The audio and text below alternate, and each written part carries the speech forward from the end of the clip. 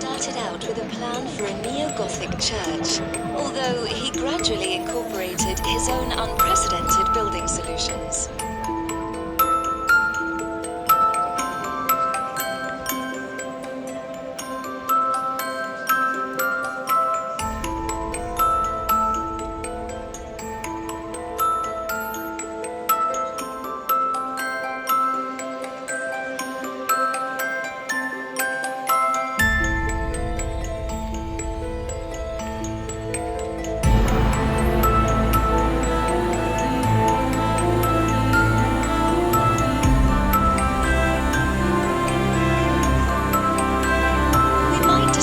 The Basilica as a temple of light.